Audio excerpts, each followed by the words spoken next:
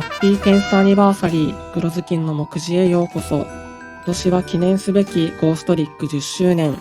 この10周年記念の最後として花形ゴーストリックを紹介する予定でしたが、前回紹介したスネークアイに爆発的な展開力をもたらす新規が来たり、半熟のニューフェイスゴブリンライダーが登場したりと、展開型ゴーストリックに新たな風が吹いたため、急遽予定を変更してお届けします。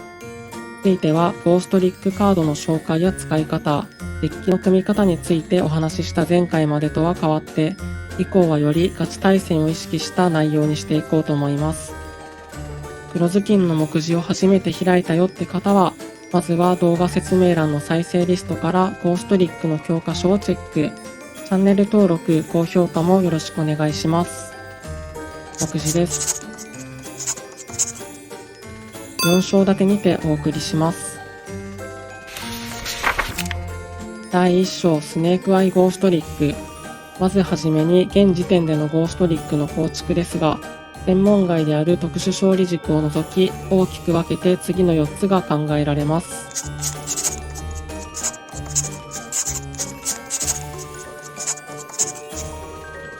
本来の動きに近い低速型については、これまでの動画でもあったように、僕の中ではすでに結論が出ています。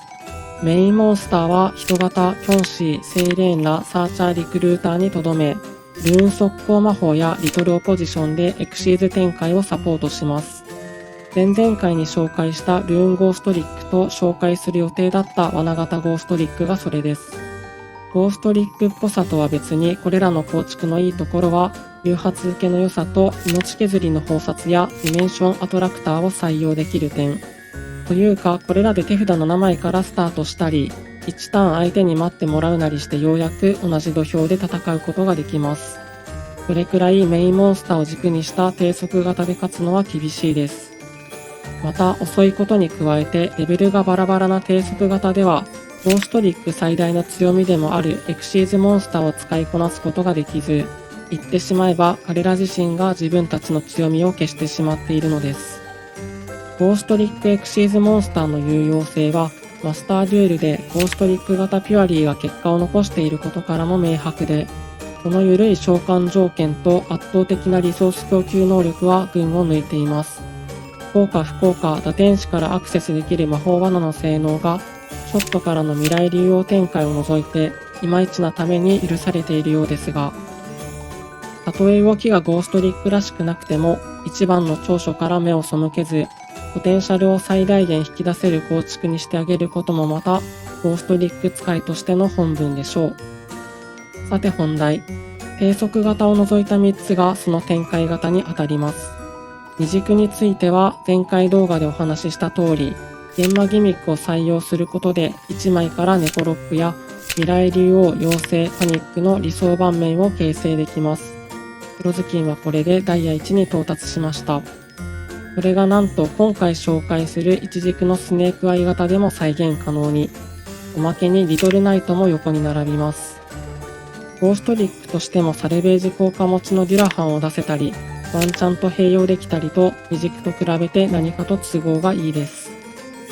スネークアイは現在進行形で強化をもらっているテーマで、その展開力は全盛期スプライトに匹敵するほど。加えて汎用出張パーツである黒魔女ディアベルスターからなら、スネークアイ展開をするか妨害を立てるかの択を取ることも可能。ゴーストリックが最終盤面に残ってしっかりと仕事をするのはもちろん、僕が組んできた中でも歴代1、2を争う強さです。OCG、マスターデュエルともに今ほどゴーストリックが輝いていたことがこれまでにあったでしょうか。第2章展開の紹介。早速ゴーストリックの理想盤面を形成するにあたっての展開を見ていきましょう。1枚初動となるのは前回も紹介したスネークアイエクセルとそれをサーチできるカバリビ。エクセルをデッキからリクルートできるディアベルスターとそれをサーチできる財宝狩りの悪魔の計12枚。エクセルでサーチすることになる新規のスネークアイポプルスが非常に強力で、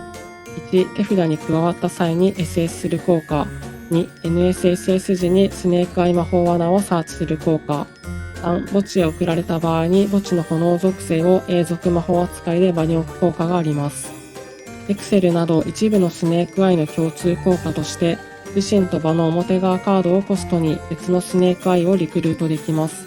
これによりスネークアイズ・フランベルジュドラゴンをリクルート。呼び出したフランベルジュは墓地のモンスターは永続魔法扱いで場に置くことができるので、この効果で現在法スネークアイのコストを確保します。そして現在法でスネークアイオークをリクルート。オークの NSSS 時効果で墓地の炎属性レベル1を蘇生。いよいよ今回のメインカードの登場です。レベルの異なるモンスター2体で落ち消しのパズロミノをリンク召喚。これはゴーストリックの多天使のコスプレがとてもキュートな夏のキュウリさんの案を参考にさせていただいたもので、パズロミノのリンク先にモンスターが出た場合、そのレベルを1から8に変えることができます。そしてフランベルジュは墓地へ送られた場合、墓地の炎属性レベル1を2体まで蘇生できるという壊れ効果を内蔵しています。これにて準備は整いました。リンク2のパズロミノとレベルが2となったモンスターで、ギガンティックスプライトをエクシーズ召喚。なんと一軸にもかかわらず、パズロミノの存在により、メインゴーストリックのリクルーターとして巷で名高いギガンティックすらも出力できてしまうのです。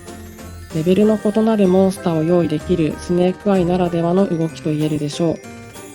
こからは親の顔よりも見たいつもの展開。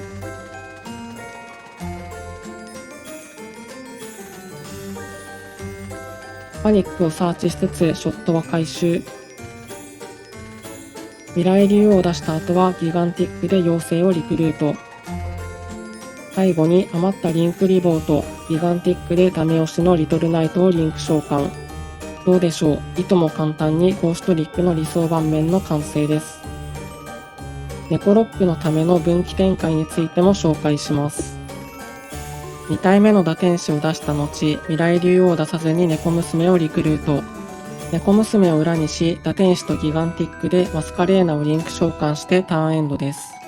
この場合、猫娘の他にもゴーストリックモンスターが残るため、パニックで猫娘を落として妨害しつつ、その後にはネコロックという二段構えの布陣を敷けます。マスカレーナからリトルナイトをリンク召喚すれば実質2妨害のため、先ほどの竜王展開と比較してもネコロックがある分、相手のデッキ次第ですが妨害の数は多くなります。リンクリボーも場に残るため、マスカレーナが安易に戦闘処理されないのも評価ポイント。ただこの展開の場合、リーチ状況はあれど無効による妨害がなくなる点は注意。ワンチャンを握っていれば妖精を追加で構えることができるため、打天使を竜王の素材にできるようになります。続いて黒魔女ディアベルスター。これをサーチできる財宝狩りの悪魔からの展開。ディアベルスターは手札場の表側カードをコストに自身を SS する効果。NSSS 時にデッキから財宝魔法罠をセットすることができます。スネークアイ展開の糧となってもらいましょう。現在法スネークアイのコストとして墓地へ送り、エクセルをリクルート。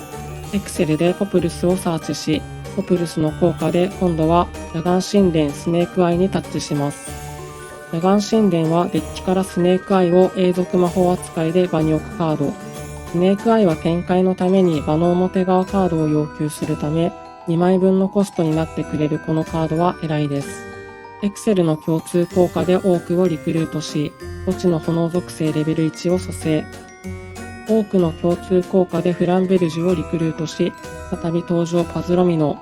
そしてフランベルジュの効果で炎属性レベル1を2体蘇生し、パズロミノでレベル操作します。エクセル展開と異なり、リンクリボーが並ばない分、竜王展開にしろネコロックにしろ盤面は少し脆くなります。ただディアベルスター初動はそもそも召喚権を要さないため、それについては微々たる問題で、それ以上にエクセルやかがり火と引きかぶりした際、地の財宝ルシエラや裏切りの財宝シルビアなどの妨害を構えられるのが偉いです。あまり素引きが嬉しいカードではないですが、ポプルスも1枚衝動として最低限の盤面は作ってくれます。ポプルスの NS 時、現在法をサーチしてポプルスをコストにエクセルをリクルート。エクセルの SS 時、サーチをチェーン1、ポプルスの墓地効果をチェーン2と組むことで、ポプルスを魔法罠ゾーンに置きつつ2体目のポプルスをサーチします。エクセルの共通効果で自身とポプルスをコストにフランベルジュをリクルート。フランベルジュと2体目のポプルスでリトルナイトを作りつつ、フランベルジュの効果で墓地の炎属性レベル1を2体蘇生します。ここからはいつもの展開で最終盤面は竜王とリトルナイトです。パッとしない盤面な上、ゴーストリックが場にいないという由々しき事態ですが、場にもう1枚表側のカードを用意することさえできれば、エクセルからオークからフランベルジュとつなぐことで、バズロミの展開に移ることができます。ここではあくまで1枚書道の展開を紹介したに過ぎないので、要は手札次第ですね。もう一案、すりみときりみさんが考案したスプリンドとフランベルジュを用いたネコロック展開があるのですが、今回は採用を見送ることにしました。相変わらず天才的な展開なので、興味のある方は動画説明欄のリンクから飛んでみてください。第3章構築の紹介。構築の紹介に移ります。1枚書道となるエクセル、かがり火、財宝狩りの悪魔をフル投入。ディアベルスターも同じ1枚書道ですが、財宝狩りやスネークアイ追走撃との引きかぶりが弱く、コストを要求するためピン刺しです。ディアベルスターの第2のサーチ先として G への回答やエクセルとの被りも考慮して裏切りの財宝シルビアを採用。全体除去のできる死の財宝ルシエラでない理由は、この構築ではフリチェ除去による妨害が豊富な反面、旅行による妨害が竜王しかないためです。現財宝やスネークアイの共通効果によるリクルートは手札からも SS できるので、スネークアイ周りに関しては基本的にはピンで問題ないですが、ポプルスのみ素引きしてしまうと自身の SS 効果を使えなくなるため2枚をおすすめします。ポプルスの第2のサーチ先として展開を伸ばしつつ決定力を補える野岩神殿スネークアイ、D への回答札であるスネークアイ追走撃も採用しています。テーマカード以外の枠についてマリーを経由してゴーストリックをリクルートできるワンチャンがキーカードとなるので、誘発含めレベル1を中心にデッキを構成してみるといいでしょう。名称単一のないエフェクトベーラー、エクセルやかがり火からもアクセスでき、高校で重宝するクリカラ天道、最強のロック性能を誇るドロール&ロックバードなど、特に強力なのはマジシャンズソウルズ。自身を手札から SS することで素材を1体分増やしつつ、手札場の魔法罠を2枚までコストにすることで、この枚数分ドローできるという、とにかく無駄のない性能をしています。スネークアイの特徴的にも永続魔法扱いで場にカードを残せるため相性抜群。モンスターをコストにできないため、マジシャンズソウルズとそれに触れるイリュージョン・オブ・カオスを引きかぶらないよう枚数は抑えていますが、意識の準備はフル投入で間違いなさそうです。エクストラデッキはカツカツ。他に採用したいカードがあるのであれば、3枚目の打天使、支援のトガ姫がアウト候補でしょうか。スネークアイはその展開力の高さや汎用性から、今回のように他テーマのエンジン役になることも多く、準構築、混合構築含め環境で結果を残しているテーマです。そんなスネークアイに触れて、かつディアベルスターでお茶を濁すこともできる財宝狩りの悪魔あたりは、次回の改定が結構怪しいような気がしています。スネークアイゴーストリックは黒ずきんもとっても気に入ってる構築なので、できることなら今のうちに公認優勝の実績を残したい。次回の黒ずきんの目次は新規テーマゴブリンライダーを採用した三軸ゴーストリックを考えています。いつか準構築を組めるその日まで一緒にいよう。